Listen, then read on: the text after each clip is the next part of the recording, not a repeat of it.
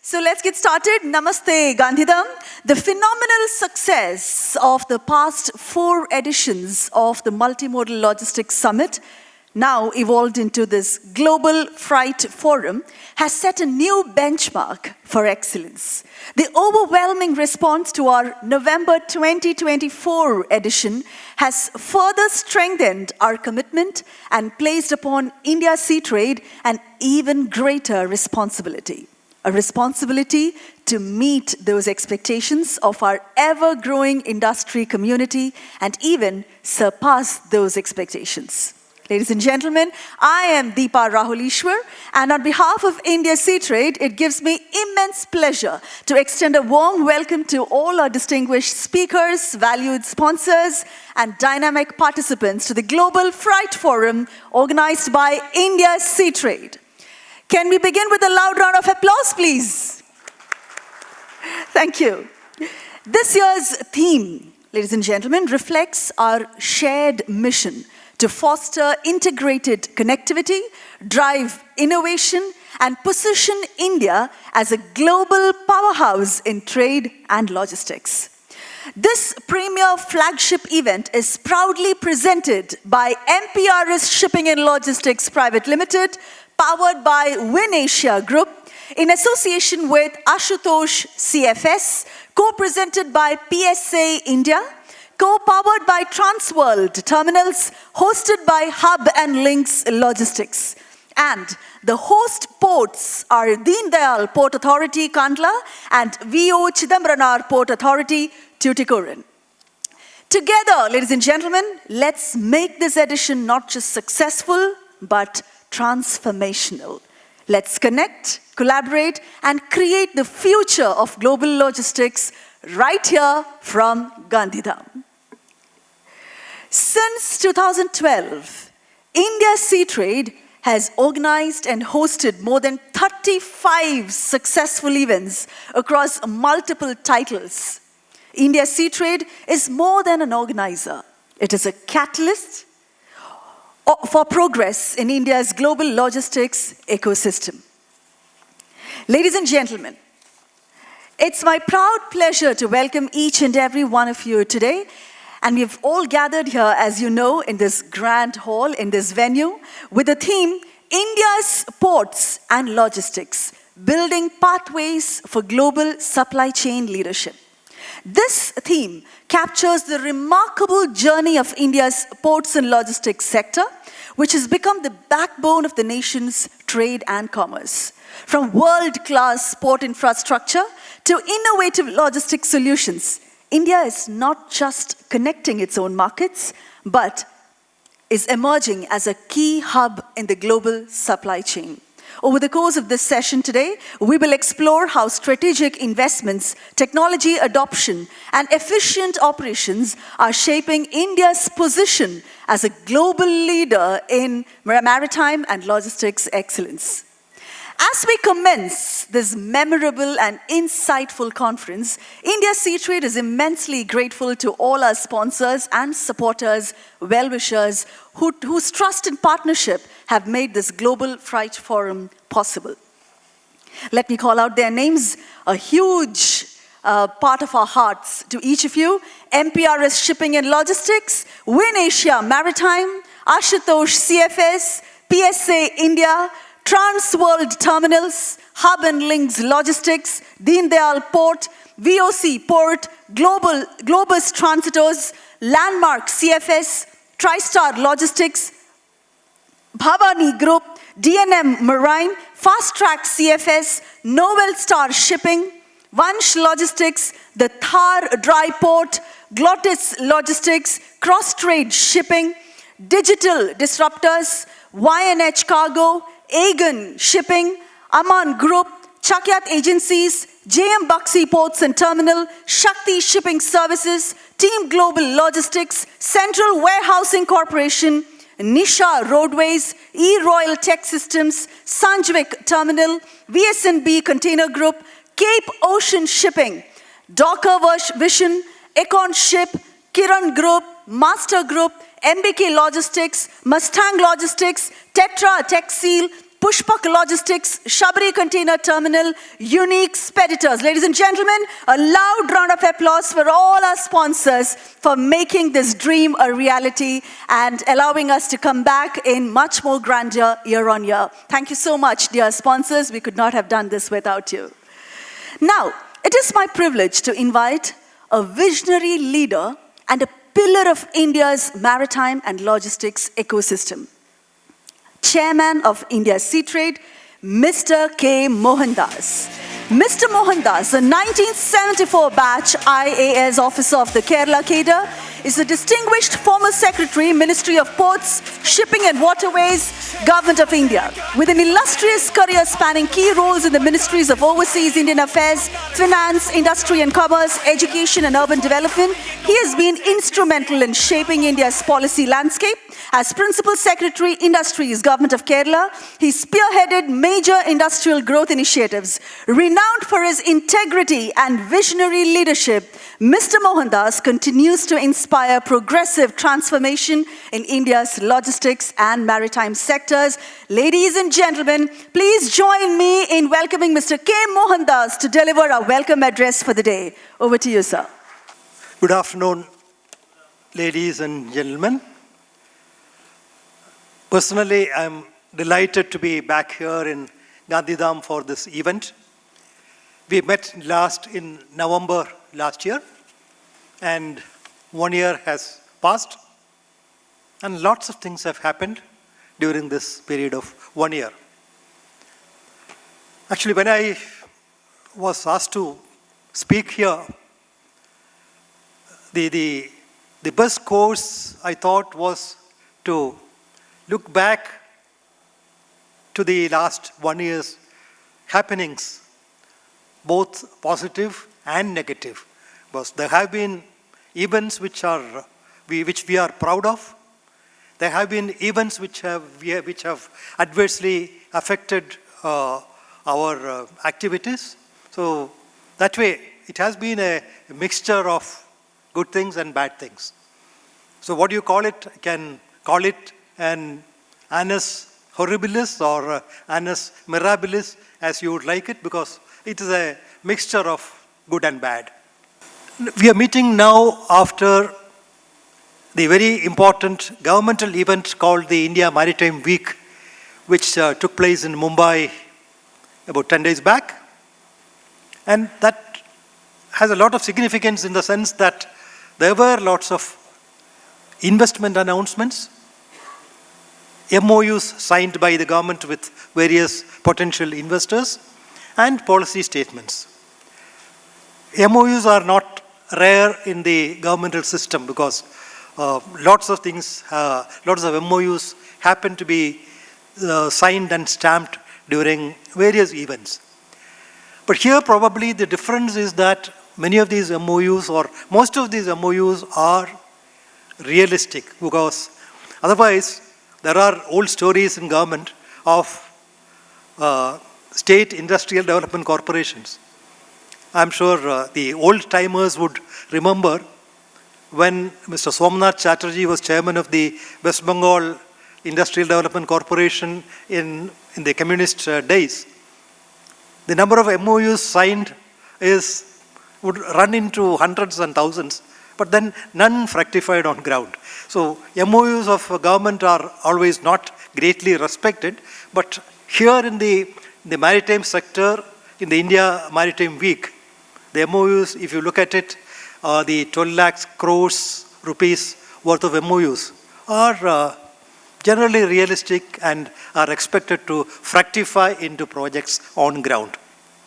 Another major announcement as far as transportation is concerned is the launch of the Bharat container shipping line, which again is a very new thing which will help to build a strong domestic shipping presence, which they are starting with 51 ships and investment under PPP supported by the Maritime Development Fund, which again came as an innovative thing last budget. Now, when we meet immediately after the India Maritime Week, probably we have the advantage of discussing, deliberating upon operational details of that, many of which I'm sure we are all interested in whatever is happening with the policy statements and the MOUs, the projects that would come up. So we would be interested in discussing, and whatever role that we could play, whatever benefits that the industry could derive out of all these statements that have come out. I started mentioning about the negatives and positives of the last 1 year. If you look at the negatives, of course, it has all the negatives have been caused by the whimsical actions of one person, namely Mr. Donald Trump, the President of the United States, who chose to impose tariffs as per his whims and based on considerations other than trade. Because normally trade used to have a mechanism called the WTO, which is as good as dead. And there were patterns, there were agreements, and there were sort of a system, there were systems that governed world trade. But then that has gone, extraneous factors have influenced tariff decisions. Like, for example, in the case of India, if you are buying from Russia, then you will face this tariff. That is the sort of approach that was done. So that has definitely had a big impact on Indian exports, and we are definitely deeply concerned about that development. There are certain sectors, it has affected most of our export sectors because things like pharma, smartphones, gems and jewelry, in fact, almost all commodities have suffered as far as export is concerned. And so this is something which has happened, and of course, as far as we are concerned, we probably have to look at it as an opportunity, because the United States, or export to the United States, is not the sole motive or sole end of trade. You have the rest of the world where there are existing markets, or you have to develop new markets, though. So the world is very much there. So there is a big negative, and slowly, I think, the whimsical acts are finding its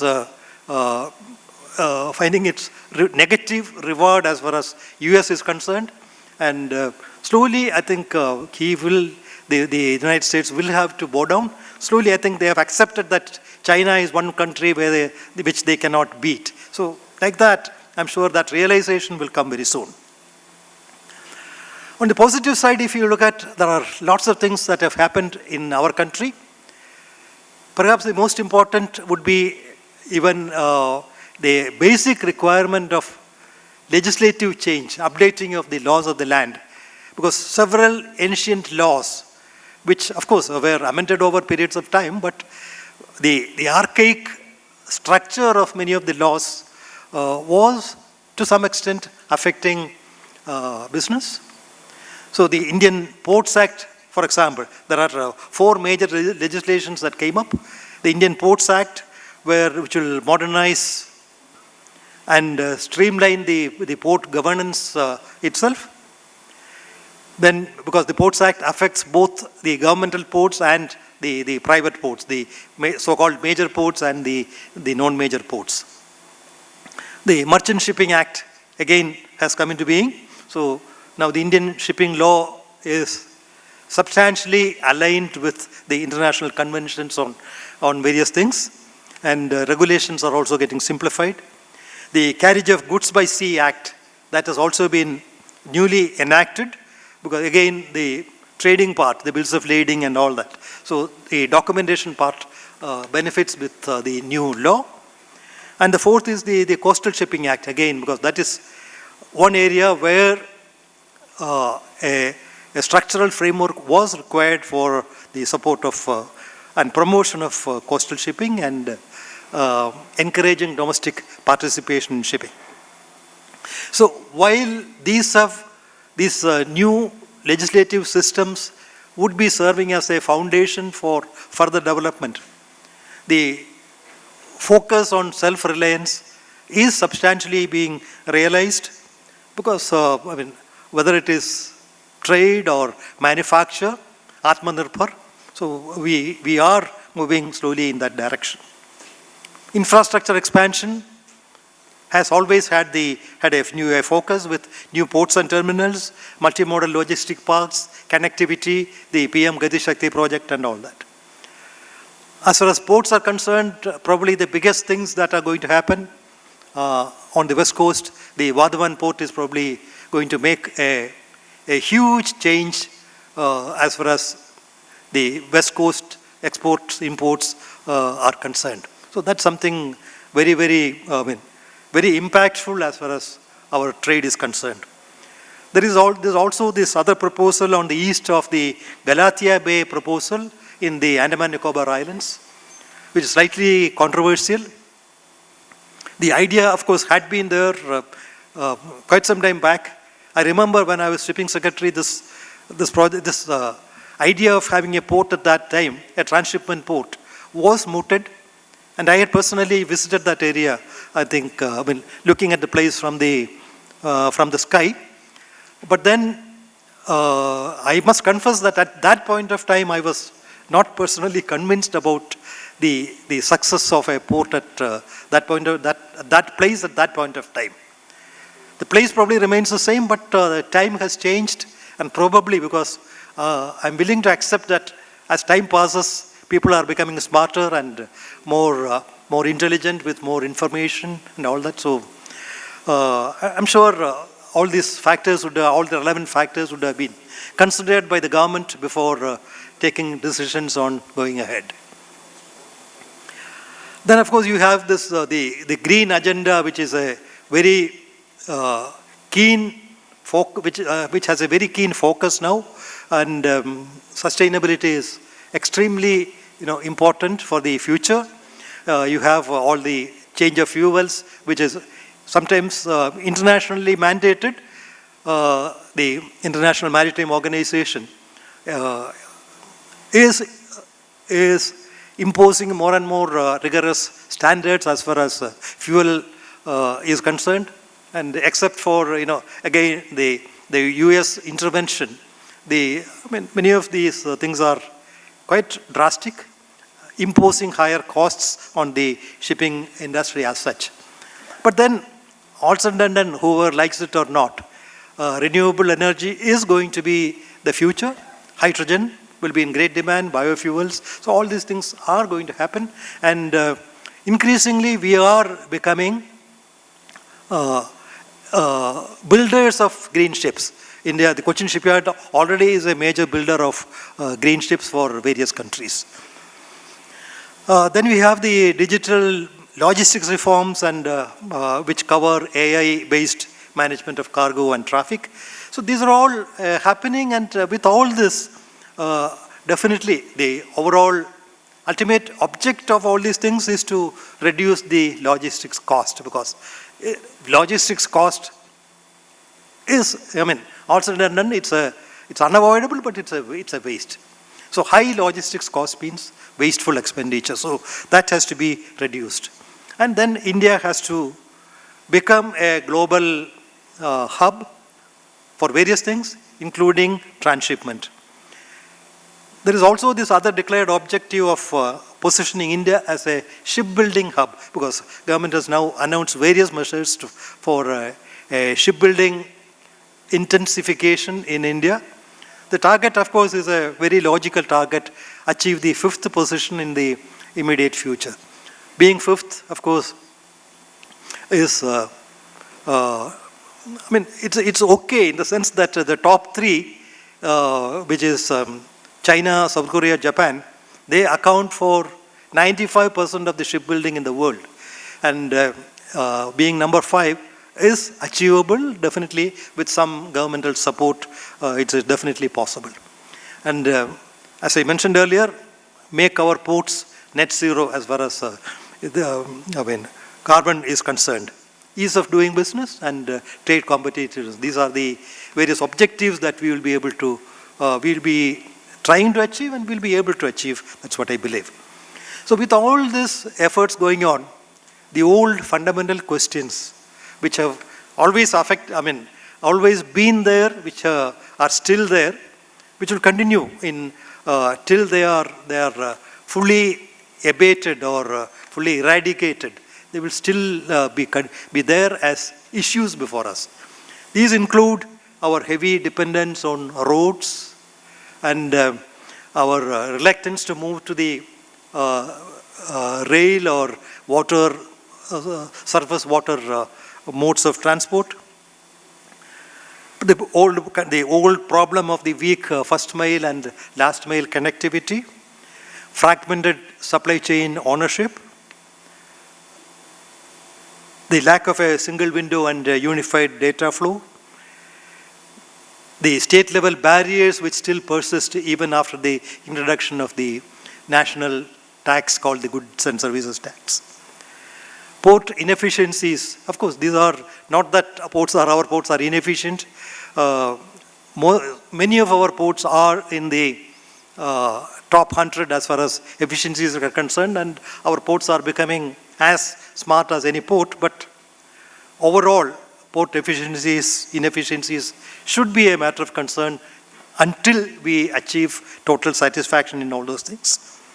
Higher logistics cost, as I mentioned, for key sectors, the limited use of inland waterways, and skill and technology gaps, because AI is slowly taking over, but there is a lot of further scope for AI introduction, AI adoption in various sectors. So friends, it is in this background that we are meeting today. In this Global Freight Forum, we'll be discussing various aspects. As you know, the 3 sessions would cover. One would be the pivotal role of Gujarat ports in lifting India's trade, because Gujarat is home to 2 of India's real big ports. And the second session is on innovating today, sustaining tomorrow, logistics for global competitiveness, a very, very relevant thing. And then on the third session will be a policies session. So with very, very qualified, experienced speakers participating in all these deliberations today, I'm sure a lot of information would be shared, will be placed before you. And for all of us, it's a learning process. And that learning, I'm sure, will help us to do better in whatever we are doing today. Well, friends, let me welcome you all to this event, the Global Freight Forum, today afternoon. Thank you very much. Thank you so much, sir. Thank you for setting the context and welcoming the gathering. On that note, let's get started. Ladies and gentlemen, welcome to panel session 1 of this Global Freight Forum held in Gandhidham. And the first session, like sir just pointed out now, is on the topic, the pivotal role of Gujarat ports in lifting India's trade. Gujarat, India's maritime powerhouse, continues to drive the nation's trade growth with its strategic coastline, world-class ports, boosting connectivity, attracting global investments, and strengthening India's position in the global supply chain. Our panel of experts here today will discuss operational excellence, infrastructure advancements, and strategic initiatives shaping the future of maritime trade and India's journey towards becoming a global logistics leader. Ladies and gentlemen, get ready to give a loud round of applause as I'm about to invite our distinguished speakers to share their insights and set the course for an impactful discussion. First, on stage, I'd like to welcome Mr. Pratap Singh Chauhan, Head of Exim, Jindal Stainless Steel Limited. Mr. Pratap S. Chauhan is a seasoned supply chain and operations leader with 20+ years experience across textiles, agro, and retail sectors, specializing in logistics, warehousing, inventory management, procurement, and contract execution. It's an absolute pleasure having you with us, sir. Thank you so much. Kindly take your seat on the panel. Ladies and gentlemen, over to Mr. Bharat, Katira, Head Shipping, Welspun Living Limited. Ladies and gentlemen, Mr. Bharat Katira brings over 20 years of experience in logistics, shipping and supply chain management. Since 2017, he has led initiatives enhancing operational efficiency, customer satisfaction and strategic business performance. We are absolutely thrilled to have you with us, sir. Thank you so much for joining us. Moving on to our next panelist of the day, Mr. Tapaswi PVN, Vice President, Exim Commercials and Logistics, Arvind Limited. Mr. Tapaswi PVN is a seasoned supply chain and logistics expert with 13 plus years of experience in end-to-end supply chain solutions, distribution network setup, procurement and process optimization. On behalf of India Sea Trade, I welcome you, Mr. Tapaswi PVN. Thank you so much. Our next guest for the day, put your hands together as we welcome Mr. Paresh Kataria, Area General Manager, Gujarat Zone 2, CMA CGM Agencies, India Private Limited. Mr. Kataria is a shipping and logistics leader with 22 plus years of experience in business development, sales, team leadership across CMA CGM, Hamburg Sud, MOL and MSC. Paresh has a proven record of driving growth, operational excellence and building high-performing teams across the Gujarat region. Ladies and gentlemen, a loud round of applause as we welcome Mr. Kataria on stage.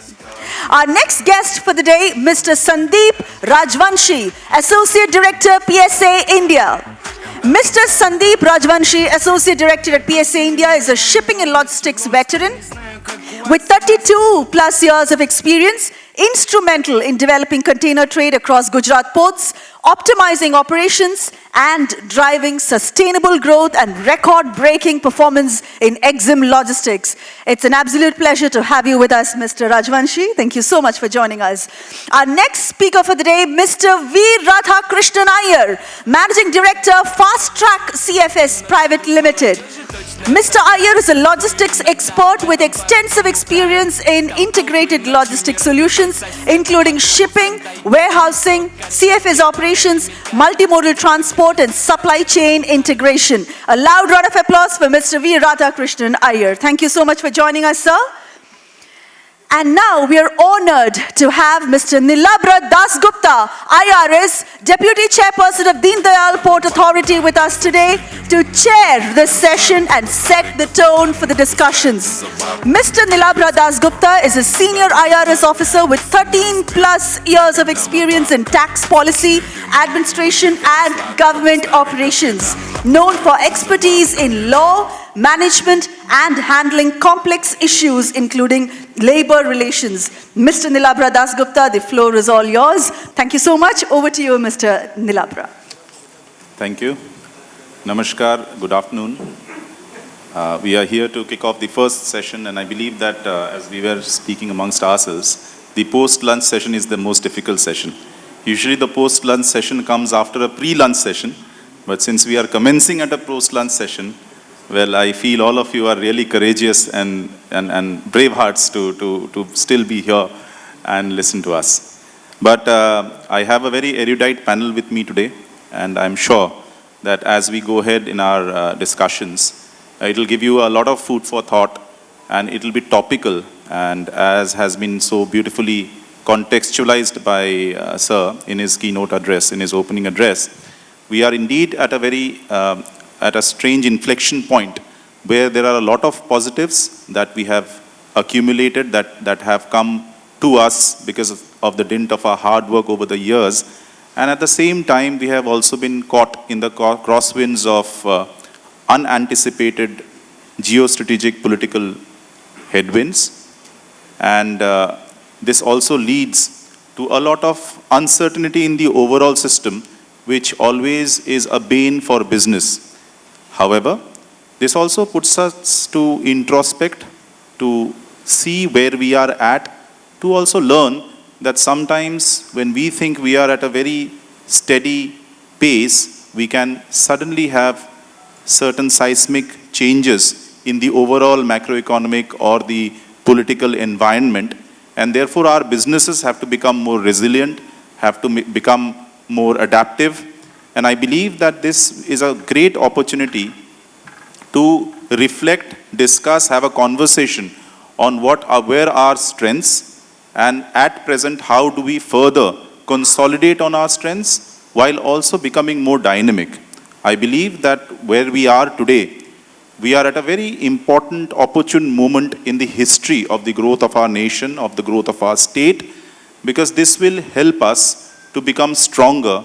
And as the future beckons, we will find ourselves to be much more robust, much more flexible, and with many more options than we were usually used to.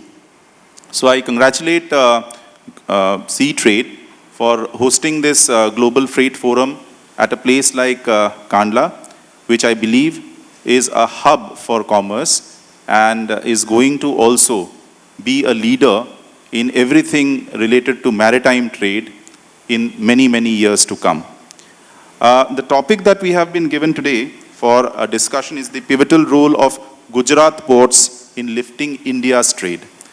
Now, we are all aware by that 95% of Exim volume and also bulk of the coastal volume is done by sea. And out of that, Gujarat, which has about 48 non-major ports and a major port, a sole major port, handles about 39% of the Exim trade. And if we go to the non-major ports, it handles in excess of 68% of the overall Exim trade.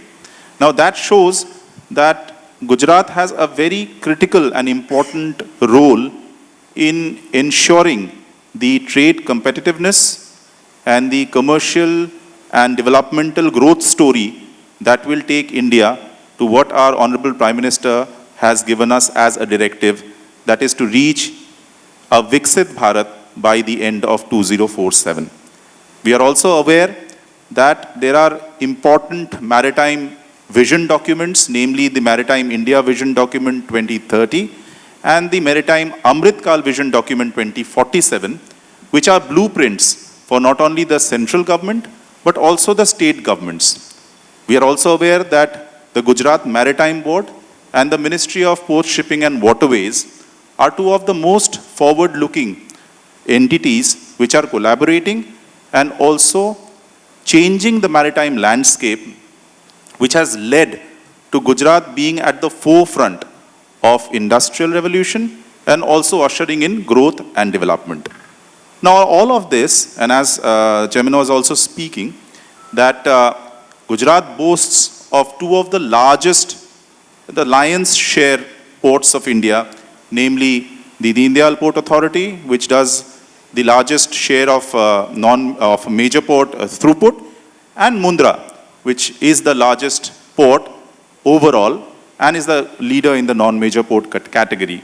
Apart from that also, Gujarat boasts of extremely diverse commodity handling ports across its coastline, and therefore I am quite certain of the statement that what Gujarat thinks today in terms of maritime world, maritime sector, in terms of Exim growth, is also going to dictate and address how growth and development will be ushered in the overall nation and the maritime sector tomorrow. So this has come across through a long period of sustained interventions. Nothing can be done in a day, and this has come over because of a sustained emphasis and focus on policy, a focus on infrastructure development, a focus on connectivity issues and development, a focus on innovation, a focus on making and ushering in ease of doing business measures, be it faster business, be it cheaper business, or be it making compliance burden less. And as we stand today, it has also come because we have business leaders, we have people who are continuously thinking and ideating, not only addressing the challenges of today, but also looking at the future, anticipating what are the future challenges that we are going to have, and then innovating to be ready and becoming future-proof. So the context that we would have for this panel discussion is to address each of those verticals to understand how Gujarat, which started about its maritime excellence about 3,000 years ago, 2300 BC in Lothal, and which had a history of maritime excellence in terms of its ports during the British period, the Mughal period, and now boasts of such great and forward-looking ports in the country, how they are ushering in the story and taking the India growth story forward.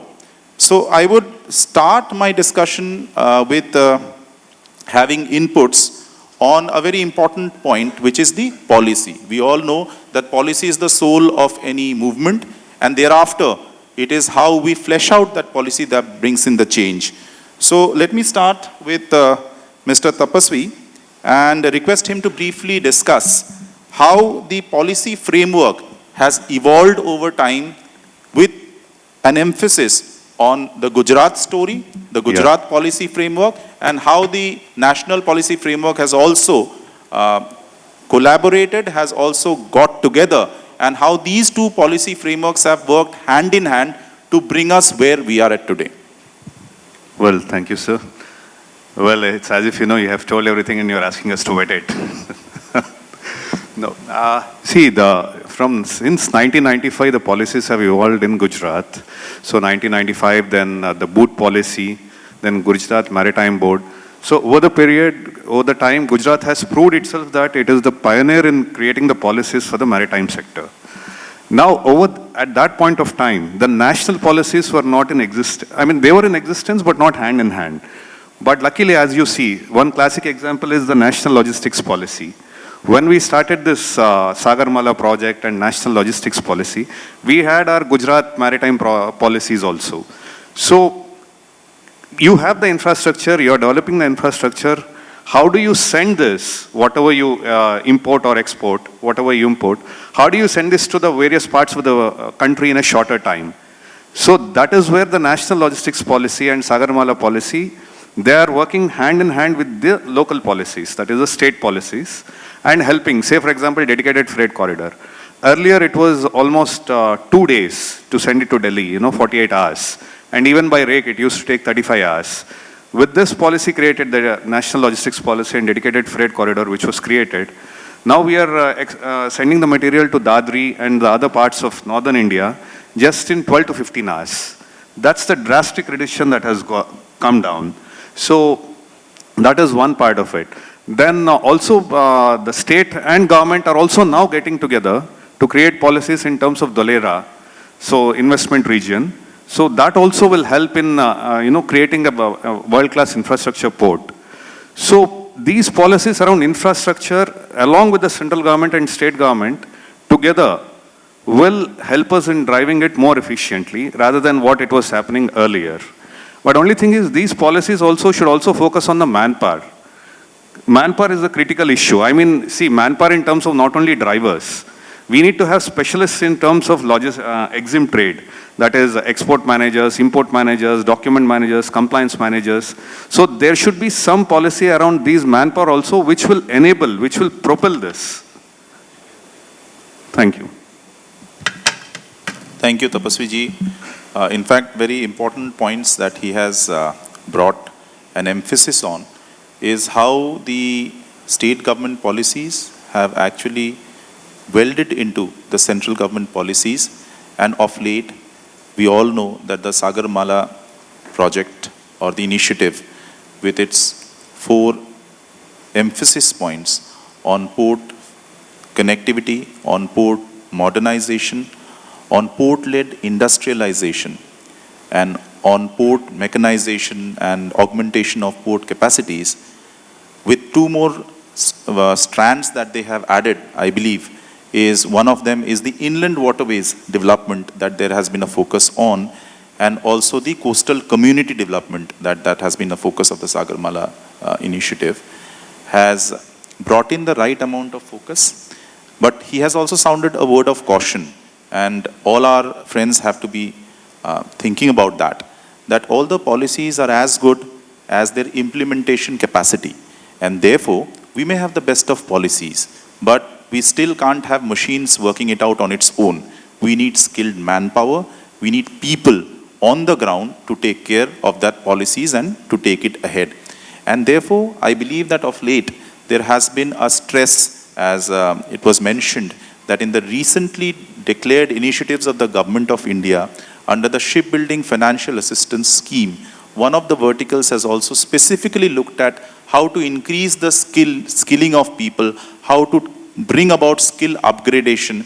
That was, of course, with a focus on the shipbuilding, ship repair ecosystem. But I believe, as Tapaswi ji has rightly characterized, this has to be also seen in terms of the overall maritime ecosystem, that the policies can only be correctly brought into ground and made real if we have the right amount of workforce, the right amount of skill set to take those policies forward. Thank you for bringing such a clear focus on this topic. Well, this gives us I'll just add to that. Because, see, as an industry, the problem I face is my TAT to recruit any specialist in Exim trade is almost 3 to 5 months. That's the TAT. You don't get manpower easily. I mean, if he's there, they don't have the right skills, or if he has the right skills, he doesn't have the right communication skills. So that is the problem. And also, wherever, say for example, the degrees, I went to one of the colleges which offers the shipping and maritime course. I asked what is EGM and IGM. They couldn't answer what is EGM and IGM, the second year students. That's the plight of it. Well, again, this is one of the problems that we sometimes face of having educated, unemployable people. And well, I believe that this also points out to our role as industry leaders to reach out to the educational institutions and also let them know what it is that we require. We require people with specific skill sets who are employable from day one and then can be further trained. And I believe that if there is a sustained focus on this, we will be able to reach a situation where this time gap that we are thinking of in terms of getting critical manpower and also the corresponding impact of being always under this fear of losing critical manpower can be addressed. Now, after we have addressed the policy issue, it brings us to a very interesting point on the road. Now, when we are done with policies, what we have generally is how those policies have played out across the years. Because in India, we have had the planning commissions and today we have the Niti Aayog. So we always have had policies. India has a very robust policy making framework. What has been interesting though is to see how those policies have played out. So in the maritime sector also, Gujarat is a beautiful example of how across the years, the evolution of the maritime sector in Gujarat has played out. So I would now like Mr. Radhakrishnan to briefly discuss on how he thinks the policies that Tapaswi ji has spoken about have played out in the evolution of the maritime sector in Gujarat, and specifically with an emphasis on how, while we started with a very high volume, low return kind of maritime ecosystem to a high volume, high return kind of ecosystem that we see, and how do we go forward in it? Yeah. Good afternoon, everybody. Hello. Good afternoon. Actually, with practical experience, I may not be having a very theoretical experience, but my experience in this field is almost about close to 40 years now.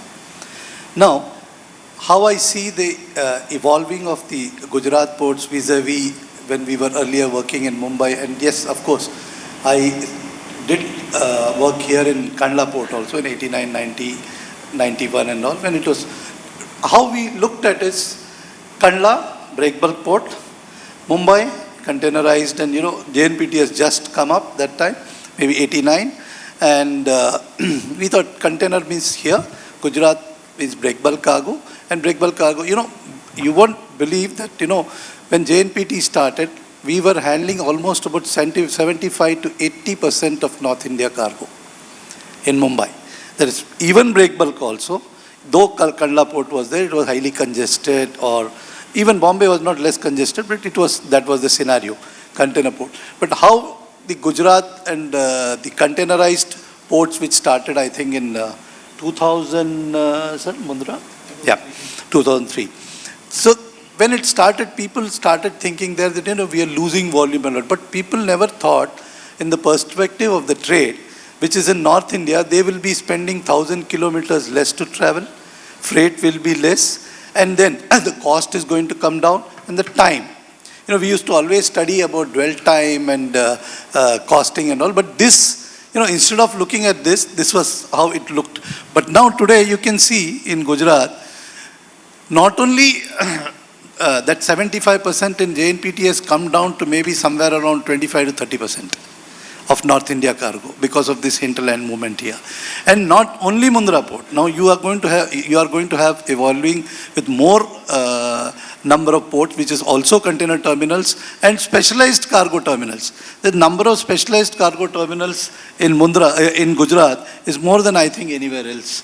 And that is what is happening today. And in those days, as we said, that the policy, how the policy of state, central government, everything has to evolve together. Maybe we were slow. We were very slow. Comparatively, we were very slow, and today it is much, much faster. And you can see the result today. In Mundra, Mundra is now handling almost about more than 55% of the entire container volume, which means in maybe 22 years, this has happened. Not only this, along with this, Hazira has come up. Then you have the other, one more container terminal, Tuna, is coming up. Kandla has developed a container terminals. And the cost, because of that, that high volume, lower margin. You have volume, you have cargo, you have vessel, but you are not able to handle because of various factors. Today, that scenario is going to change. And we are in shipping, I say that we are evolving. We are evolving now only. And just off track, sir, what he was talking about, the skill, manpower skill and all. We started having logistics courses or started having diplomas or teachings in the logistics sector only, I think, for not more than 2.5 decades. Before that, there was nothing like that. So if even today, when you have these the kind of faculties which they go and teach there, is a problem. So there, the teaching skill is also required in the logistics sector. And because of that, the policies which the government is coming out with, all the big policies and everything, is to be driven down. When it is traveling from the top to bottom is taking time, that is also reducing now because of knowledge and because of awareness and all. But of course, it can be much, much even faster because we are growing at a much, much faster pace. And I think Gujarat will be handling more than 50% of the entire Exim trade. Not only Exim trade, I feel that even the domestic cargo can be moving with the coastal shipping activity increasing so fast here. And in fact, from my yard in Mundra, we are moving cargo from here to Cochin via coastal shipping. And it is reaching on time, less burden on road. So that is how the Gujarat ports are evolving, and which will give definitely all the stakeholders will have high return. And the volume, we had a volume growth in logistics in about a decade back and all, was about 14% to 15%. Today is also almost every year on year export-import cargo is growing to that level. For that level, you need the infrastructure also has to grow accordingly along with that. I think the Gujarat is providing that, and I hope that the other ports in India will also catch up. Thank you, Radhakrishnan ji. I think you touched upon extremely important points in terms of how over the time Gujarat has seen a diversification in terms of a steady shift from what was initially thought only to be bulk cargo. And if I can put it in context, to begin with, it was maybe more of cotton, oil seeds and stuff like that. And then there was a revolution in terms of the liquid bulk that was ushered in terms of the LNG terminals. Mundra started with the liquid terminals to begin with. And slowly, as he rightly said, despite the fear that, container capacity, whether it would be addressed correctly or not. Today we have the largest container handling port in India in terms of Mundra. And along with that, Deendayal port is adding another 2.14 million TEU capacity as we speak. So the DP World terminal that will be commissioned somewhere in 2027 will add about 33 million tons if you convert it into very basic conversion metrics. And Mundra itself is expanding. And so are the expansion plans all through in terms of the other non-major ports that Gujarat has. And therefore, over an evolution of the Gujarat port ecosystem, we have seen that there has been a very steady growth from what was very initially only bulk cargo to a diversified basket of cargo. And if I may hazard a guess, knowing the innovation and the capacity of taking risk as well as understanding risk, I am sure that even in the near future, our Gujarati businessmen and the Gujarat ports will be the world leaders, not only the country leaders, in the newer horizon of trading in green fuels, in green energy. And India is settling itself up to be a net exporter of green fuels, be it the hydrogen, green hydrogen or its derivatives. And I see that going forward, maybe we will be world leaders and of course number one in India in exporting that to the consumers all across the world. Now he has also pointed out very important point while touching upon the evolution story, that it goes hand in hand with the increase in the infrastructure. Now that is something that is often underplayed but is one of the most important verticals if we see the growth and evolution of any endeavor. And the growth story in the maritime sector, the growth story in Exim trade, the growth story in nearshore coastal trade has only been there and has only been realized because of the infrastructure development, the sustained infrastructure focus, the sustained emphasis on how infrastructure becomes an enabler to that additional business or growth that is coming across. And therefore, he has led us to the next important vertical, that is how has infrastructure played a pivotal role in making the Gujarat ports leaders in trade and commerce and leading the maritime ecosystem across the nation. So for that, now let me go to Pratap ji and ask him to briefly dwell upon how he sees the role of infrastructure across time. How does he see the change that has been brought about by infrastructure initiatives, and how does he see the future in terms of the infrastructure movement that is going to happen? Thank you, moderator.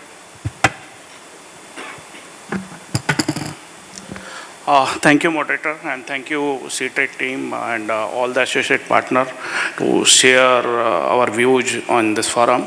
Now, we're talking about port infrastructure. I'm going to start from the before 20th century. We're talking about before 20th century means all port operations were on manual basis maximally.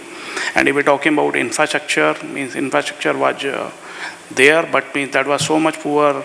If we're talking about from northern India connectivity to western India connectivity, by road, this was 5 to 6 days. If we're talking about by rail also, this was again 3 to 4 days or 4 to 5 days. That was not committed.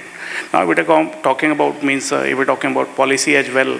So, policy was different policy. If we're talking about port infrastructure, right? Different port, different policy. Now, if we're talking about after 20th century, in 20th century, the development had came. So, as my friend said, means that first, if we're talking about Gujarat, that trade policy. So this was inaugurated in 95, implemented in 1997, and that some change has came.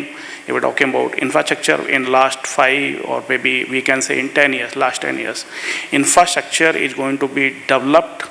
If we're talking about the transit time from northern India, that was 4 days to 2 days. Now as on today means 1.5 day or maybe 1 day also. That has developed. If talking about by road, and this is also maximum within 1.5 day or 2 days maximum. We are able to catch in 1 day as well. And now we're talking about policy. Yes, there is a lot of implementation. If we're talking about as on today, any tariff we can see the online. So that legislation has already developed in our policy. And now we're talking about in terms of commercial. From northern India to western India, we're talking about in terms of commercial, which we are expecting as on today, our logistic cost, we are talking about that is 2 digit. Now, if we're talking about that lighter weight products, we are talking about that is in 2 digit from northern India to western India. If we're talking about that heavy weight materials, that is in 1 digit. And now we're talking about what our expectation. So we are looking for more legislation. If we're talking about this, we are just in this century, in current year, we are running that Industry 4.0 and SEM 5.0.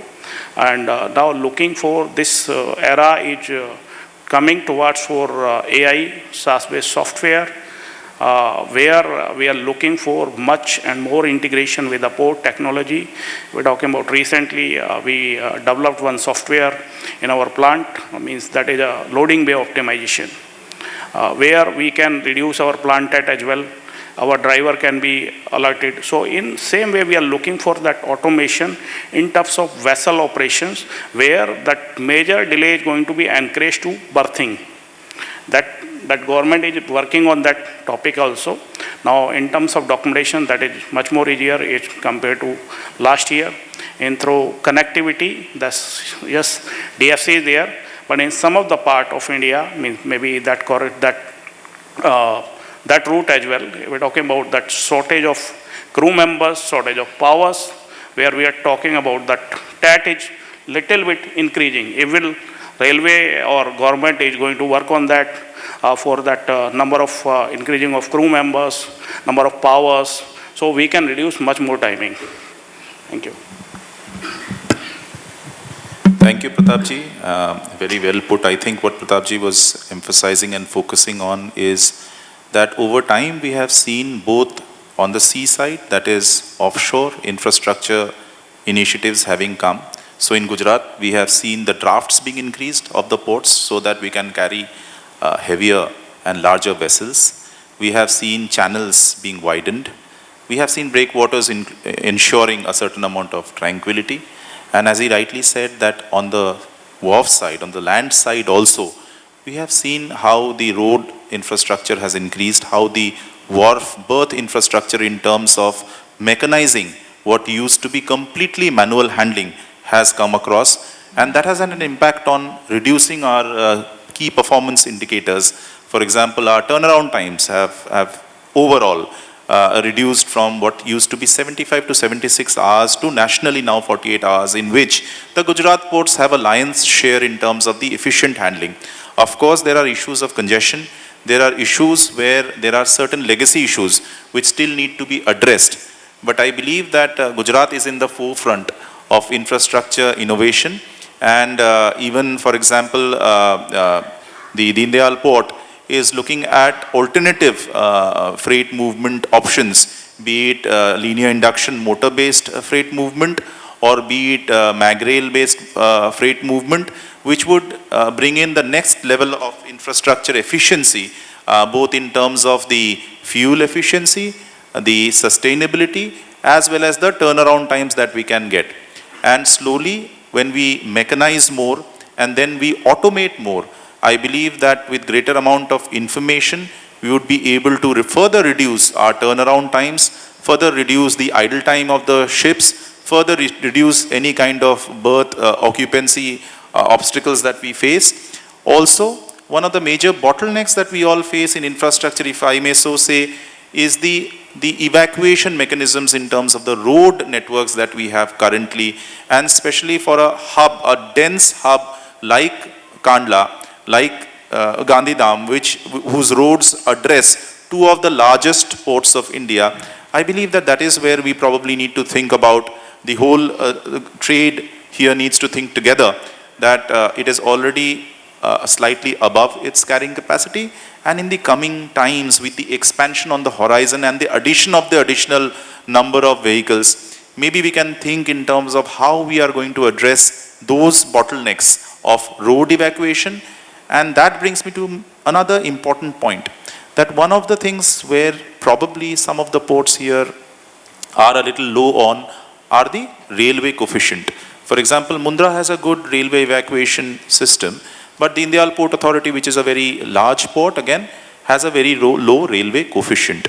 Now, multiplier effects in rake evacuation are higher than road evacuation, because if you do a long haul, you almost double the carrying capacity. If you do double stacking of containers, you almost double the carrying capacity. Maybe that is also something that the Gujarat ecosystem has to look at, that how do we bring in the adequate mix of road evacuation and rake evacuation to double, triple our ability to evacuate and be in sync with the development of the ports, where the port mechanization, harbor deepening, channel deepening,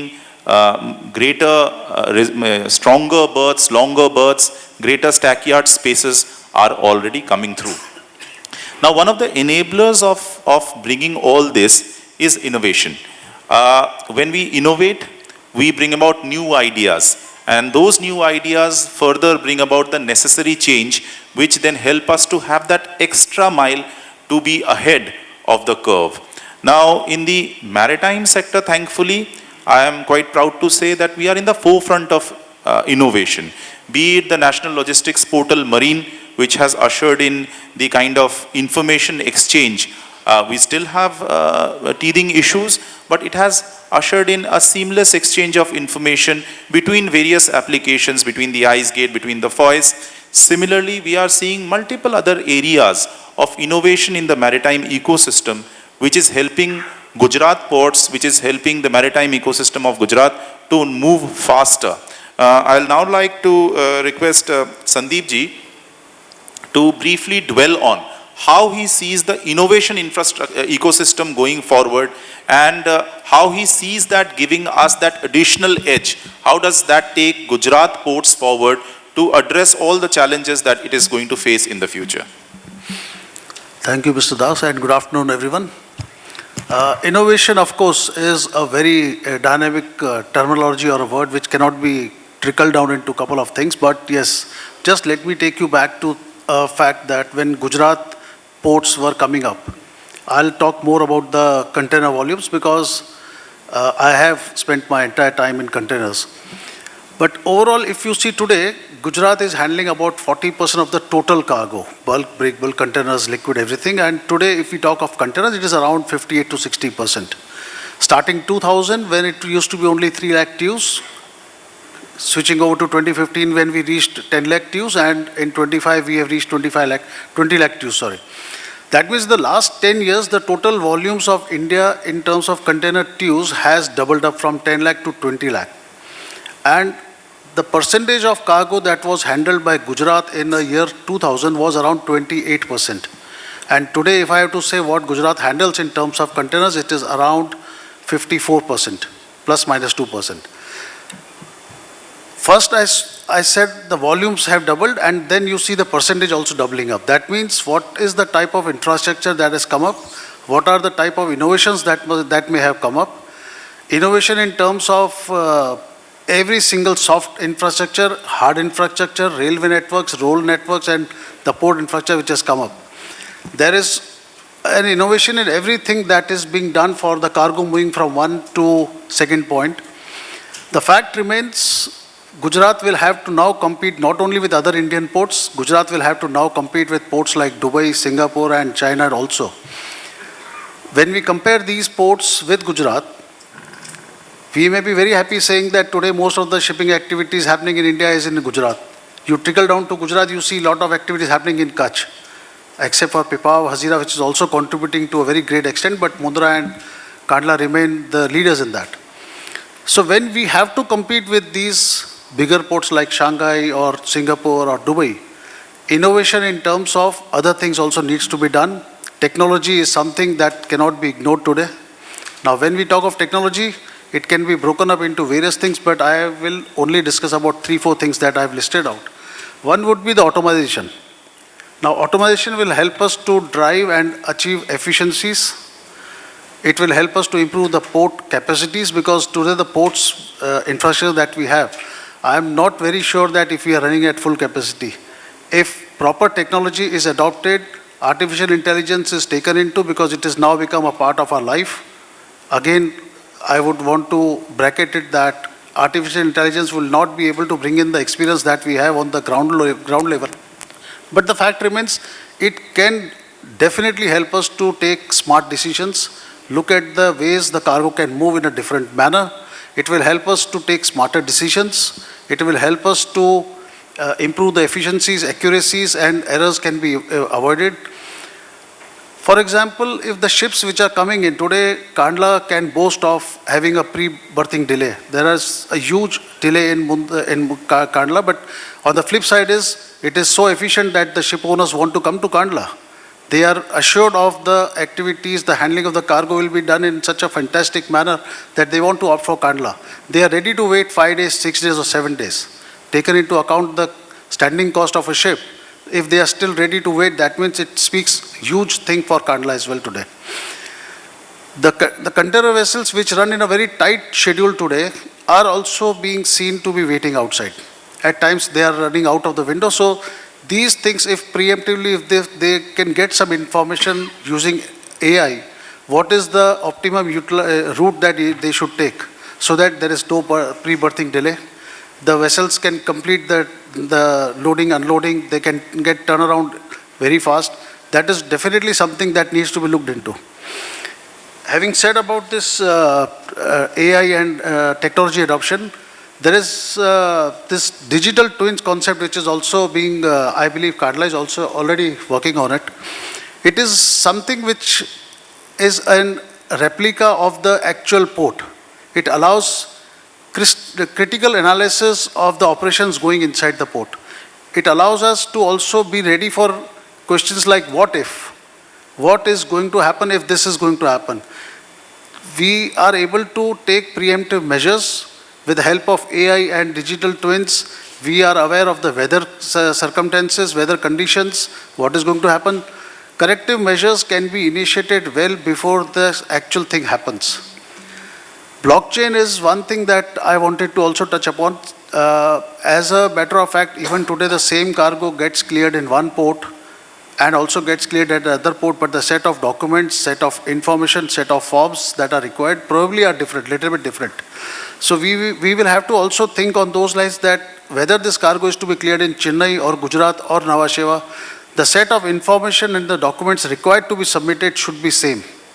That will help the Exim trade to be assured of the same level of service, same level of turnarounds, same level of efficiencies at all the ports, which I am very sure Gujarat ports, at least all the 4 ports, whether it is Pipavav, Hazira, Kandla and Mundra, they are on it. Kandla and Mundra, of course, because the customer base is almost the same. We are well aware that the forms and everything is same. So that blockchain would be one very important thing for the government also to look into it. And this is something which needs to be pushed from the trade as well. Now VTS and VTIMS also, I wanted to discuss on that. From vessel traffic service to vessel traffic management information is something that can help the ship owners to take a call, which port to call, so that the vessels comes alongside immediately. It is connected to the CCTVs, it is connected to meteorological department, it is connected to that. So it allows the ship owners to be very sure that God forbid accidents don't happen, they don't get into the congested lanes, they come into the ports where they are served immediately and the rotations can be planned accordingly. Thank you. Thank you, Sandeep ji. I think Sandeep ji touched upon very, very important points in the innovation journey that Gujarat ports are undertaking. Again, if we break it down to the seaside and the land side, he's touched upon the importance of moving from a VTS system to a VTMIS system, which is a vessel traffic management information system, which will enable certain things that he pointed out, that to address the delays, so we can ensure a just-in-time kind of a berthing, an automated dynamic berthing process, which accounts for any change in any of the metrics, be it a weather change, be it any kind of a equipment breakdown which requires a rearranging of the berthing schedule, or be it any kind of change because of the vessel movement itself. Similarly, we see that over time, we are going from a mechanization environment to an automation environment. When we mechanize, the next logical step is automation. When we automate, we start generating information. We can leverage the IoT ecosystem, the information of things ecosystem, Internet of Things ecosystem, wherein where whatever our equipments, for example, Kandla now runs a lot of e-payloaders. We have in our Vadinar offshore oil terminal 3 SPMs. Now all these are oftentimes operating remotely. An SPM is out there into the sea. Now if I have an ability to get data through sensors which capture that data on a real-time basis, my ability to understand the maintenance schedules, the breakdown chances that are there much better. And when we mechanize and then automate, we are able to do that journey much better. I believe that there are already measures that are being taken across the ports in Gujarat. Insofar as Deendayal port is concerned, of course, we are actively working on developing a digital twin, which will allow us to understand the port processes realistically by learning it through the digital twin, and also run scenarios on it so that we can then work out all kind of anticipated issues that may come up and the best possible solutions to that. Apart from that, I also believe that we have to go to the overall simplification of processes. As he said, that across the ports, the documentation process. So in government, right now we have something called the One Nation, One Port process, documentation process that is underway, under the pilot, for bulk 3 ports have been identified, and for container 3 ports have been identified. And I'm happy to share that in the Deendayal port itself, we have drastically reduced the number of documents that were hitherto required to be submitted. And we are analyzing that, and we believe that that reduction will make it much more easier for the trade to do the compliance. And that reduction in the compliance burden will make it much more easy to do business. Thank you for sharing your views on how innovation is playing a very important role in giving that edge to Gujarat ports. Now, on the basis of all these that we have spoken about, for example, the role of policy, the role of infrastructure, the role of innovation, all this only helps if we do our export imports better. If we are competitive in what is our dhanda. If we don't do our dhanda well, if we don't do munafa, there's no point in talking all of this. Now, to dwell upon it, on how the Exim competitiveness of Gujarat ports, the Gujarat maritime ecosystem, and by extension, the Gujarat industry has come about. Let me now request Bharatji to kindly dwell upon the export-import competitiveness and how he sees that happening over time and in the future. First of all, good afternoon to the gentlemen and ladies. Talking about the ports and Exim, see, I will share my experience. I have started my career with DP World only in the year 2004 early. So working there, I saw that many potential was there. Industries are coming. At that time, only 2 CFSs were working there. So the pressure, the imports and exports were limited to that particular scenarios. But later on, the time passes. There are many operators came with the development, with the technology, with the infrastructure, and the benefit straightly given to the customers. Now, why industry will come to Gujarat is one of the major thing is they are having the connectivity throughout the world. Mundra and Kandla are having the gateways to the port, to the world for shipping the cargoes. So, talking about my organization, I'll share one of the examples. So, Welspun has started in the 2004 in Anjar. They have shifted the one unit from Vapi to Anjar. So, in textiles, there are many customers we are operating, like Walmart and Kohl's, Target, and many big players are there. We have our factory in the US also.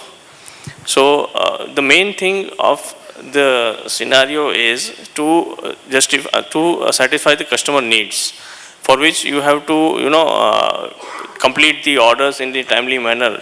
So for that, the connectivity plays a major role here. So Welspun is having the port closest to this thing, the manufacturing facility, which keeps Welspun acting like a key player to their esteemed customers. Sometimes what happens that if customers are demanding that these orders are important, so we have to rush to the lines and planning the vessel on a short notice, where we also have some experience from the sir also. So this will helping to build a good relation between the customers and to serve better in a way that they can also serve their customers by fulfilling the orders. So ports has played a very good role to connectivity to the world, which we are feeling now. And there are some scope of improvements because the sir said that condition of roads are not up to the mark, where many times we have some congestions over there. So getting those issues addressed by the authorities are, necessary to improve the efficiency of the entire work which we are going to do. So from my end, the ports of Mundra and Kandla have, having the capacity of handling more than 7 million TEUs in a year. Even though Welspun is giving 30,000 TEUs to the Mundra port yearly. Apart from that, 21,000 TEUs are only for US, which we are doing currently. In certain period, there is some break due to Mr. Trump. So trades are been little bit went down. But gradually it will improve, definitely. And we are looking forward to more milestones to be achieved. Thanks. Thank you, Bharatji. I think the most consistent reference is to Mr. Donald Trump. And I believe that he is like that bitter pill which will teach us to be better in the long run. So we should be thankful to him in the long term, maybe. What Bharatji so nicely referenced is how the Exim competitiveness of Gujarat was augmented, accentuated by the Gujarat ports. And why that happened is that very important thing that he pointed out, connectivity, proximity. So we can probably contextualize it in terms of the OD fit the Gujarat ports and the Gujarat industry have achieved, wherein because of the number of ports, maybe 49 ports that Gujarat has, the hinterland that it serves is well connected to it. The first mile distances, the first mile obstacles are much lesser than what maybe in other states the maritime ecosystem and the hinterland ecosystem have. And therefore, the Gujarat trade, the Gujarat commerce has been well served by having a lesser obstacle in terms of the first mile challenges or in terms of the origin destination matches. We are also very well placed. By God's grace, our state is at a very good position geographically, and therefore we have very big markets, high value markets, high volume markets, be it the US markets or the European markets or the Middle Eastern markets or even Africa or now even the Far East that we serve. And therefore the ability for Gujarat to emphasize on port-led industrialization as also to make available a number of options to each of the hinterland-based industries has really brought in that change, has really given that edge to the Exim competitiveness that this state has, and which has translated in terms of it having the lion's share in terms of the export-import that the maritime ecosystem across the nation, the Gujarat has the lion's share in it. And I believe that it is important for us to further understand that the way to go forward probably is to understand the port-led industry development better and reduce the first mile or the last mile costs, be it for raw materials that have to reach our industry or finished products that have to be exported from the Gujarat ports. Now, this brings us to a very important point. That is, we have seen how the growth story in Gujarat has been fueled by infrastructure, policy initiatives, by our business houses, by our tradesmen and our authorities and the policy ecosystem being able to be innovative. But what the keynote speaker very nicely pointed out was that we have also seen how the ecosystem changes in a blink, that a single man's whims can bring about such large scale impact in the overall macroeconomic situation of the global businesses. And since we are in a globalized world, we cannot shut our eyes to it. Whatever happens anywhere will have some impact on how Gujarat has to adapt, on how Gujarat has to become dynamic and flexible to it, to still be competitive in the long run. So we know that the world has and is moving through a certain period of uncertainty. There is a lot of geostrategic shifts that are happening, some of which we could anticipate and some of which we are never able to anticipate. So that brings us to a very interesting point. What are the global opportunities? What are the global challenges that lay forward for the Gujarat ports, for the Gujarat maritime ecosystem, for the Gujarat businesses as we see today? Because we are truly global. We serve a global client base. We serve a global consumer. Our ports reach out to the world. Our ports reach out to the other states of India in terms of the nearshore operations also.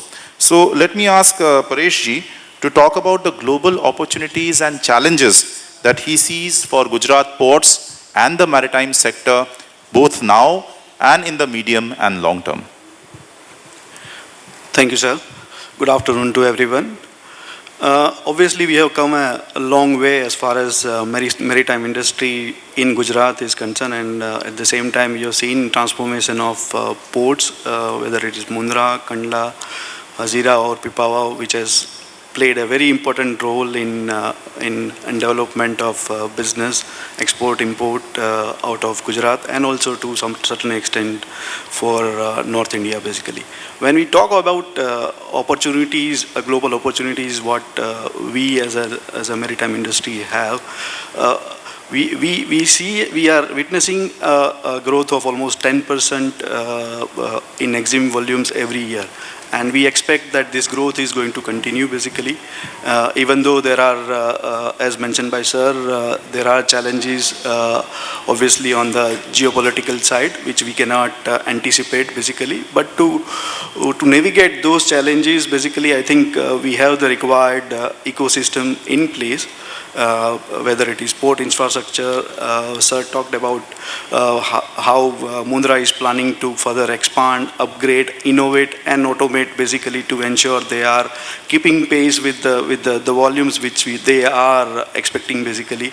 Also, sir talked about port-led industrialization, which is very important, basically, to ensure that we as a business hub, basically, have cost effectiveness in the global world.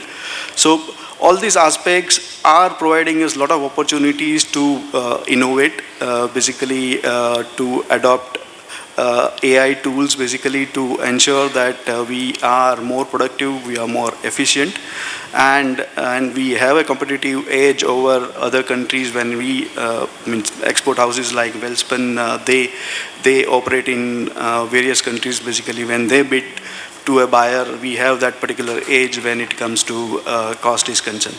At the same time, we also have an opportunity to become one of the supplier of, say, green hydrogen fuel in coming times, basically, to countries like Far East, even to Europe, for which we will need to upgrade our port infrastructure and also outside port infrastructure in the future.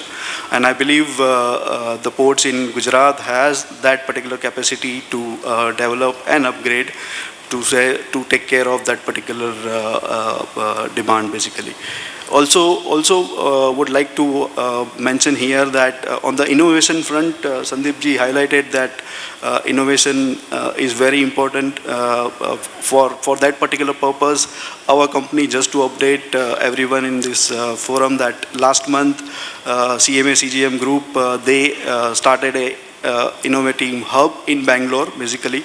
They started a hub to ensure that ecosystem of innovation, AI-based innovation, research and development takes place within the organization with the help of internal stakeholders and external stakeholders. So for per se, innovation is very important, and how best we can use the technology to our advantage to ensure that we have that competitive edge in the world, basically. Thank you, Paresh. I think Paresh pointed out certain very important elements of how we can further unlock potential. We have to be dynamic. We have to be able to adapt. at the end of the day, all this theory can be filtered down to very simple three verticals. That if we are faster in what we do, if we are cheapest in what we do, cheap does not necessarily mean cost advantages. Cheap also, when we say we are cost effective, we give greater value for each buck, greater bang for each penny that is invested.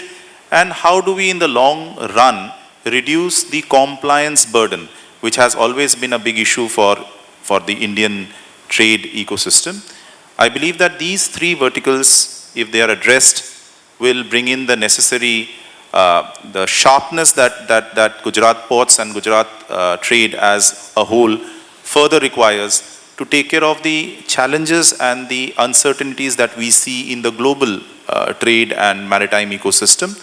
And I'm sure that with the emphasis on infrastructure, innovation, and with a sustained policy focus, Gujarat is very well placed to take care of all the challenges that the maritime ecosystem is facing and will face. But it'll still trump it, it'll still get better and come over it and discover more potential, unlock more value. I think we have now addressed most of the impertinent points which have assisted the Gujarat growth story, which has resulted in Gujarat ports being very pivotal points in taking the Gujarat growth and development story forward. To a certain extent, we have also contextualized how going forward the growth story shall be continued, shall be still cross-fertilized, shall be propelled by the Gujarat ports. I have two people here for the concluding round. Let me just ask them, since they also represent shipping lines, shipping businesses, how they look at the ports of the future in terms of the Gujarat ports, what they think would be the ports of future to which their shipping business would call. Let me request Sandeep ji first to just briefly tell us what he thinks would be the port of the future in Gujarat. Well, again, I go back to the same information that I shared previously also, that, for example, in 2015, the total container volumes was just about 10 lakh TEUs a month. And 10 years down the line, we see it is 20 lakh TEUs. That means in the last 10 years, the volumes have doubled. What is going to happen in 2035? Even if we go by the same ratio, and the article that I read about some time back, it says that we will be not doubling the volumes. We will be increasing the volumes by 2.5 times, which means 50 lakh TEUs a month. So today, when we are handling only 20 lakh TEUs and we keep on hearing about the congestions and delays and the road network just imagine if we have to handle 50 lakh TEUs a month. The major responsibility will again come back onto Gujarat, because the immediate developments are visible in Gujarat. Tuna Tekra, DP World Tuna Tekra is coming up with a 2.5 million TEUs. Of course, that will be nothing. They will have to push lot more than that. Kandla also has a terminal there. I believe they are also planning 1 or 2 additional terminals for Kandla, container terminals. Then we have Mundra. So basically the responsibility comes on to Gujarat. Leave aside Vadhavan, which is going to come up only about 2033 or something, because till now, I believe it is going to take that time. But what we expect from the ports, we will have to have smart ports. We cannot keep on moving the traditional way that we are moving today. We will have to develop new ways of working. I talk about Singapore's Tuas port, which is fully automated. We have driverless vehicles, gantries, RTGs, all automated, and the efficiencies are guaranteed. So today also, when the ports are guaranteeing us some throughputs, the trade also should be getting those confidence levels to the highest levels, that yes, when a port says that, we will be getting that. What happens is, the volumes will increase year on year. Paresh ji also said that volumes will keep on increasing by 10%.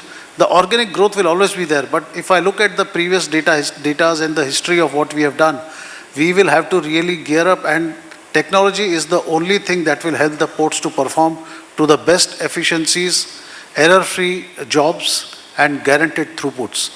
The throughput today, what is being designed, what is being announced, probably can increase if all these tools are taken into account, and we will, I'm quite sure, Gujarat ports are gearing up to that, but that is what the vision is, that we need to handle about 50 lakh TEUs by 2035, break it down to 2030, we will be handling 35 lakh TEUs a month. Again, the load comes onto Gujarat ports and we'll have to be ready for that. Sandeep ji pointed out a very important area where I believe that there is a lot of opportunity to be harnessed, and that is the leveraging of technology and innovation. With the kind of throughput forecast that we are required to handle in the near future, I'm sure what he meant was that the present structures, the present mechanisms of handling our throughput are never going to help us and are going to be highly inadequate.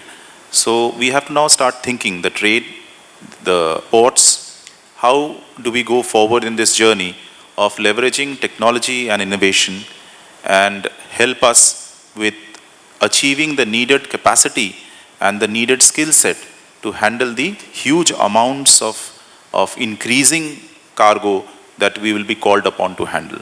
I would also request Paresh ji to also put some light on how he sees the ports of the future shaping up, and what would be the horizon in the near term the Gujarat ports would look like.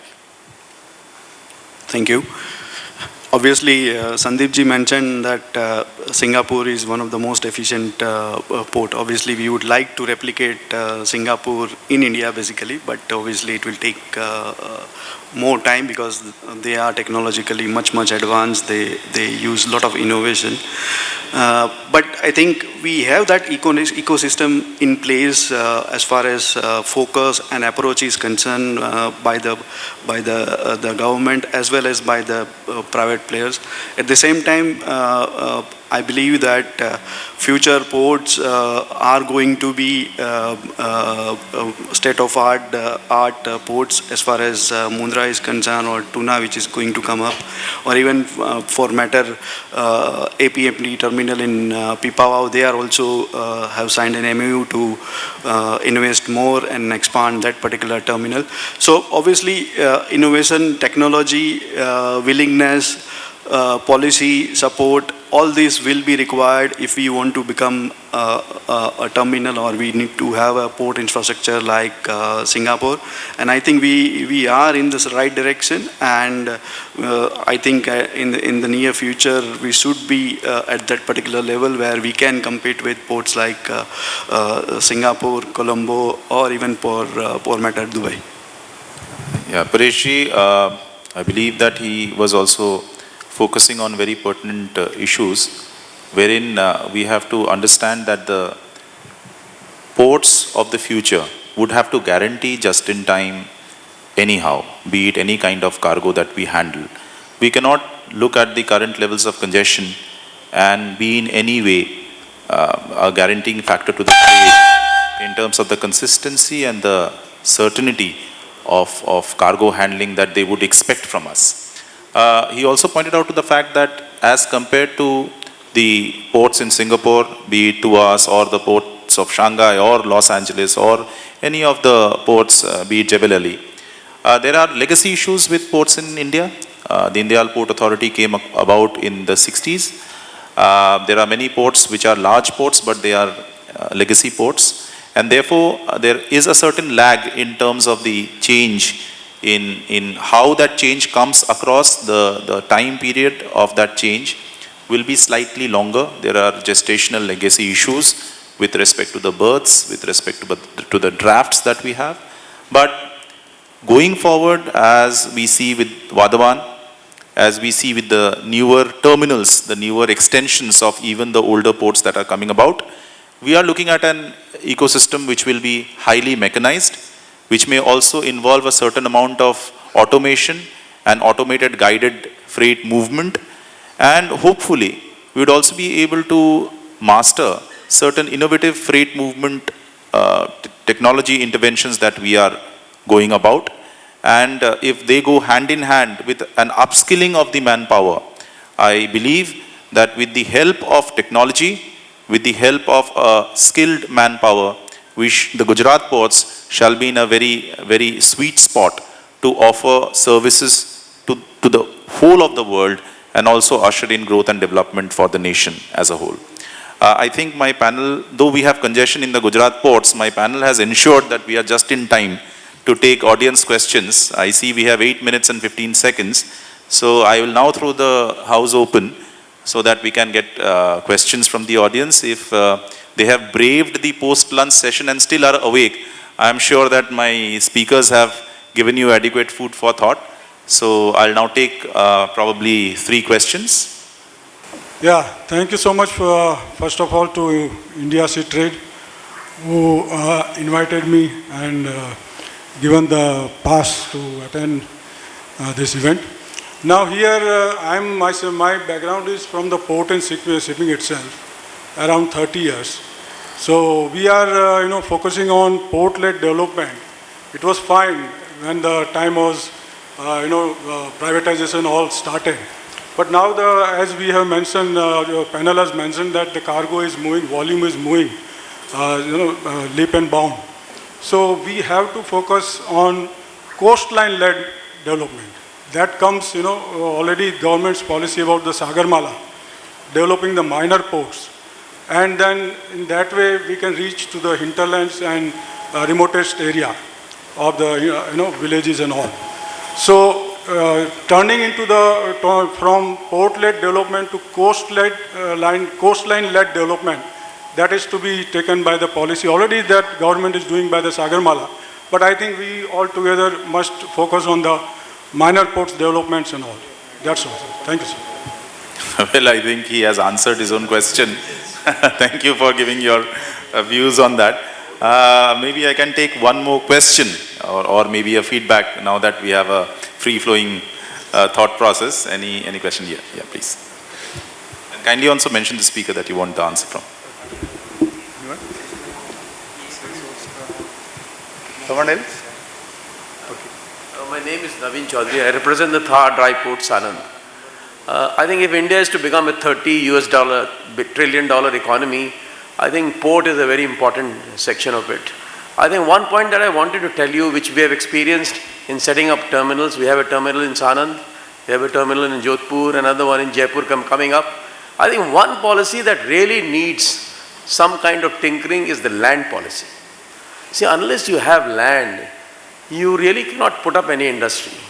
And the whole process is so cumbersome that you need a one window clearance. I don't know, there was some indication of some policy being, discussed. But I think land is a very important policy, which we as custodians and as investors are actually struggling all the time. If those energies can be put into practice, I think the entire business and the maritime development may really multiply many folds. This question can be to anyone who wishes to answer this. I think this question would be probably to me because I represent the government here. A very pertinent point, and let me also tell you from my experience, for example, my previous port, which was Paradip, we only had about 6,200 acres. And then there was this sudden declaration by the government of India that that was also one of the ports that was designated as a green hydrogen hub. Now we all know that the green hydrogen ecosystem primarily requires a large amount of land because the plant has to be set up, the CTU has to be set up, the desal environment has to be set up. So there are so many different components to it. So what I found now, there are port guidelines for land management. If I can restrict myself to the port land giving guidelines. But apart from that, what I saw as a welcome change is that the state government, in the constitution, land is in the state list. So the state governments are the custodians and the owners of the land. The state government and the central government port came together, and then they devised a way where we could possibly assure an investor that he could have a certain timeline to how his transfer of land or acquisition of land would go through, and which would help him in taking better financial decisions. Even in a port like Kandla, where we have about 22,000 acres of land, we have our PGLM guidelines, which of course mandate that we have to go through certain processes. For example, there will be a tender cum auction of land whenever any industry is interested in getting land in the port limits. What I would rather say is another element to is not only getting that land, because the tender cum auction process, if you participate and you are the H1 bidder, you automatically get that lease. I would say what probably he meant also is whether that land is immediately workable, whether when we give that land, we are also enabling that particular business to do what it is competent to do, rather than also think about a lot of ancillary issues like probably the availability of roads, the availability of power, the availability of water, the availability of a certain level of leveling that is already there, which ensures that businesses across the spectrum, it does not then differentiate between a very large business house which has the capacity to probably invest on that land or a slightly smaller business which would want to set up its utility or its industry straight away and start working. But the way forward, I believe that the trade would understand that in a very populous country like India, the issue of land becomes extremely sensitive. And therefore, any kind of land acquisition or allotment has to go through multiple levels of scrutiny. And oftentimes, the levels of scrutiny add compliance burden. I believe that with digitization of land records, with continuous focus on making land acquisition processes and allotment processes more clearer, even as we speak, we are revisiting our captive policy, wherein if a port-led industry wants to invest, we want to assure them a certain temporality, a certain time period, so that they can have a clear vision of how they go about, what is their break-even period, and then how can they ensure that they stay there to reap in the profits. Right now the concession period is 30 years, and sometimes there are no inherent renewal clauses. So the government is also looking at those things as to how, when somebody invests and comes to my port and invests in my port, how do I ensure or assure him that he can stay there undisturbed, do his business, expand his capacities, and bring in a future, forecast to his mathematics. So I think we are working ahead on that. There are still issues to be addressed, but there are no simple answers to issues like land in India.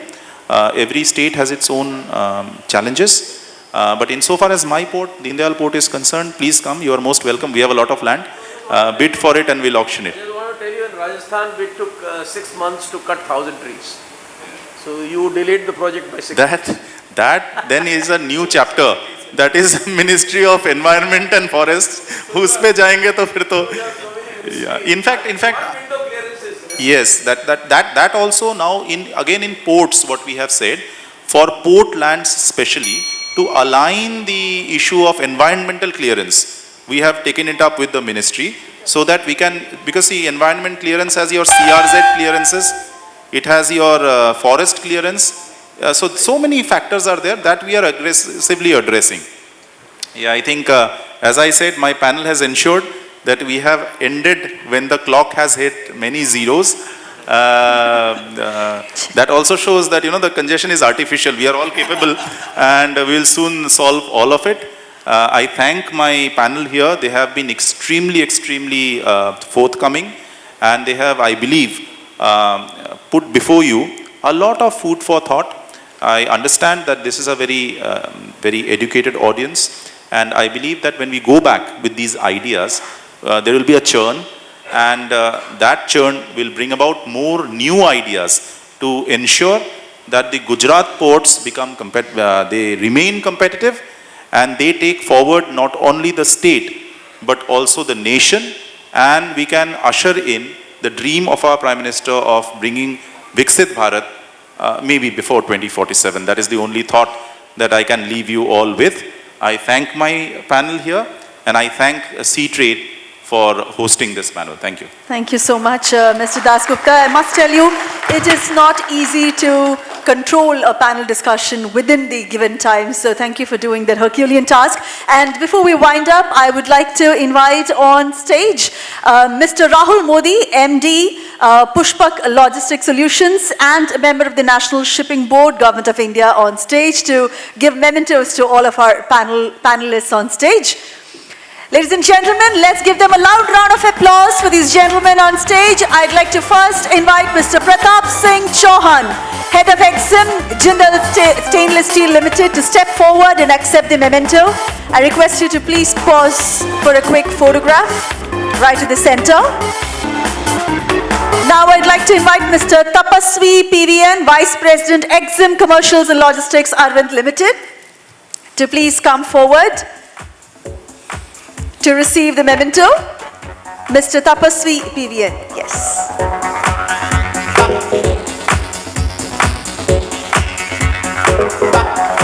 Thank you so much, Mr. Tapaswi, for joining us and sharing your insights with us. A quick photograph, please. Thank you. Next, I'd like to invite forward Mr. Sandeep Rajwanshi, Associate Director, PSA India. Mr. Sandeep Rajwanshi.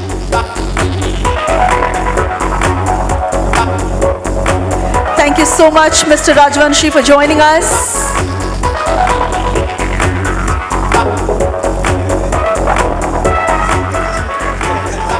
I'd like to next invite Mr. Bharat Katira forward. I request you to please proceed to the center of the stage for a photograph as well. Thank you so much, Mr. Bharat.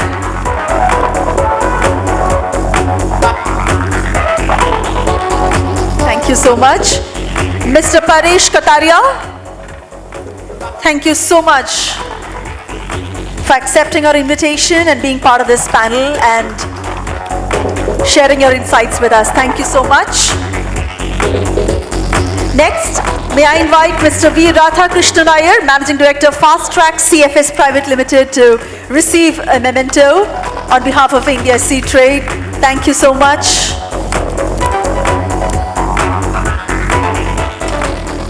And of course, now I'd like to invite Mr. Nilabhra Dasgupta, who chaired the session today. Thank you so much. Thank you, Mr. Dasgupta. I request Mr. Rahul Modi to stay back for a photograph with this panel. May I request the panel to step forward for a photograph with Mr. Rahul Modi. All of you together. Yes, kindly line up right in front of the stage. Yes, ladies and gentlemen, a loud round of applause. That was our panel discussion, first business session for the day. Thank you so much, gentlemen, and kindly join the audience now. Thank you so much.